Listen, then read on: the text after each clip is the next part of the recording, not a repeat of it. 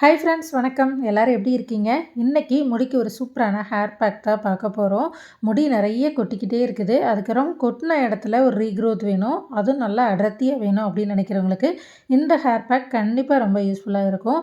ஏன்னா delivery time எனக்கும் முடி அப்படிதாங்க நல்லா கொட்டிருச்சு. அதுக்கப்புறம் ரொம்ப தின்னாயிருச்சு. இந்த ஹேர் பேக் போட்டு போட்டு தான் நான் நல்லா ரீக்ரோத் பண்ணி முடியை நல்லா அடர்த்தி பண்ணிட்டேன். நல்லா சாஃப்டாக இருக்கும். எனக்கு ஒயிட் முடியோ செம்பட்டை கலந்த மாதிரி அது மாதிரி அதிகமாக இருக்காது.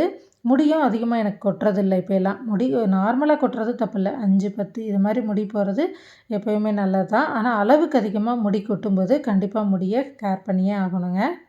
ஹேர் பேக் மட்டும் தான் முடி கொட்டுறதுக்கு தீர்வா அப்படின்னா கண்டிப்பாக அது மட்டும் பத்தாது. எண்ணெய் நல்லா வைக்கணும் தலைக்கு. அதுவும் நார்மலாக சாதாரண தேங்காய் எண்ணெயாக இல்லாமல் செக்கில் ஆட்டின தேங்காய் எண்ணெய் வாங்கி சில மூலிகைகள்லாம் கலந்து வைக்கணும். ஏன்னா இப்போ யாருக்குமே டெய்லியும் எண்ணெய் வைக்கிறது பிடிக்கிறதே இல்லை.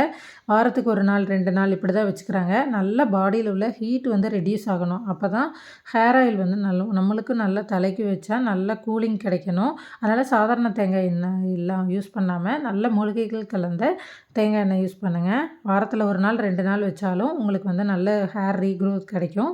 இப்போ இந்த ஹேர் பேக்குக்கு தேவையான ஹேர் பேக் எப்படி செய்கிறது அப்படின்னு பார்க்கலாம். 2 பெரிய நெல்லிக்காய் எடுத்திருக்கேன். அதை விதையை மட்டும் நீக்கிட்டு கட் பண்ணி வச்சுருக்கேன். அதுக்கப்புறம் கத்தாழை எடுத்திருக்கேன். அதை கட் பண்ணி அந்த தோல்லாம் நீக்கிட்டு ஒரு டைம் வாஷ் பண்ணிவிட்டு அதுக்கப்புறம் மிக்ஸி ஜாரில் அப்படியே ஆட் பண்ணிக்கலாம். அதுக்கப்புறம் துளசி போட்டிருக்கேன். அந்த துளசியோட காரம் நம்ம தலைக்கு ரொம்ப நல்லது.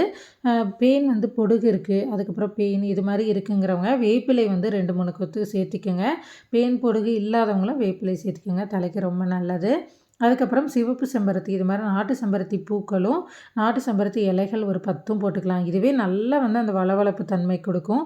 முடிக்கு ரொம்ப நல்லாயிருக்கும். அடுத்து நான் காட்ட போகிற பூ இது வரைக்கும் யாரும் போட்டிருக்காங்களா இல்லை இது வரைக்கும் யாரும் காட்டியிருக்காங்களான்னு தெரியாது. எனக்கு ரொம்ப பிடிக்கும் பவளமல்லி பூக்கள். இது நிறைய மூலிகை சத்து உடையது தான் இந்த பூவும். அதுவும் இல்லாமல் நம்ம கூந்தலுக்கு இயற்கையாகவே வாசனையை கொண்டு வர பூ. அதனால் இந்த பூ கிடச்சா கண்டிப்பாக மிஸ் பண்ணிடாதீங்க. ஹேர் பேக்காக இருந்தாலும் ஹேர் ஆயில் தயாரிக்கிறதா இருந்தாலும் இந்த பூ போட்டு பண்ணுங்கள், ரொம்ப நல்லது. அதுக்கப்புறம் ரொம்ப சில்னஸ் இது மாதிரி எனக்கு வேணாம் அப்படின்னு நினைக்கிறவங்களுக்கு அதாவது துளசி போட்டிருக்கேன் ஆல்ரெடி காரத்துக்கு. 2, 3 மிளகு சேர்த்துக்கலாம். இப்போ போடுறது தான் முக்கியம். சாதாரண தண்ணி இல்லாமல் அரிசி கழுவுன தண்ணியை ஆட் பண்ணிக்கோங்க. நான் ஆல்ரெடி குக்கரில் அரிசி நல்லா வாஷ் பண்ணிவிட்டு அளவான தண்ணி ஊற்றி 1 டம்ளர் தண்ணி எக்ஸ்ட்ரா ஊற்றி வச்சுருந்தேன். அந்த தண்ணி இப்போ 1 டம்ளர் ஒரு அரை டம்ளர் கிட்ட ஊற்றிக்கிட்டேன். லாஸ்ட்டாக கொஞ்சம் தயிர் ஆட் பண்ணிக்கலாம். வேணுங்கிறவங்க தயிர் ஆட் பண்ணிக்கோங்க. நானும் கொஞ்சமாக ஒரு ஸ்பூன் அளவுக்கு தயிர் ஆட் பண்ணிக்கிட்டேன். இந்த அளவு இருந்தால் கரெக்டாக இருக்கும். ரொம்ப தண்ணியாகவும் இல்லாமல் ரொம்ப கெட்டியாகவும் இல்லாமல் நம்ம தலைக்கு தேய்க்கிறதுக்கு ரொம்ப கஷ்டமாக இருக்கும். இந்த அளவு இருந்தால் கரெக்டாக இருக்கும். தண்ணி பத்தலைனா வேணால் இன்னும் கொஞ்சம் ஊற்றி ஊற்றி வேணால் அரைச்சிக்கலாம். ரொம்ப கெட்டியாக அரைக்க வேண்டாம். இந்த ஹேர் பேக் இப்போ சூப்பராக ரெடி ஆகியாச்சுங்க. ஹேர் பேக் பார்த்தாச்சு அப்படின்னு சொல்லிட்டு வீடியோவை ஸ்கிப் பண்ணிடாதீங்க. எப்படி அப்ளை பண்ணுறது, எவ்வளோ நேரம் தலையில் இருக்கிறது அப்படின்னும் பார்ப்போம். இப்போது முடியை நல்லா 2ஆக விரித்து போட்டுக்கிட்டு நல்லா ஸ்கால்பில் படுற மாதிரி அழுத்தி தேய்ங்க. முடி சில பேர்த்துக்கு சென்டரில் முடி இல்லாமல் இருக்கும், லைட்டாக சொட்டை சொட்டையாக இருக்கும். அவங்க அந்த இடத்துல ஒரு 2, 3 டைம் அப்ளை பண்ணி நல்லா மசாஜ் கொடுங்க. நல்லா தேய்க்கணும். முடி முதல்ல ஸ்கால்ப்பு ஃபுல்லாக தேய்ச்சிட்டு முடியோட வேர்க்கால்கள் முழுவதுமாக நல்லா தேய்ச்சிட்டு அதுக்கப்புறம் எக்ஸ்ட்ரா மிச்சம் இருந்தால் முடி ஃபுல்லாக அப்ளை பண்ணிக்கலாம். சில பேருக்கு முடிக்கு அடியில் நல்லா வெடித்து வெடித்து கட்டாக இருக்கும். இது மாதிரி நல்லா ஒரு 2, 3 டைம் அப்ளை பண்ணி தேய்ச்சி குளிங்க. முடிஞ்சால் கீழே லைட்டாக ட்ரிம் பண்ணிக்கோங்க. அது மாதிரி வெடிச்சிருந்தா நெக்ஸ்ட் டைம் இப்படி தேய்ச்சி தேய்ச்சி மசாஜ் பண்ணும்போது அந்த வெடிப்பெல்லாம் வராமல் முடி செய்யுமா ரொம்ப அழகாக இருக்கும்.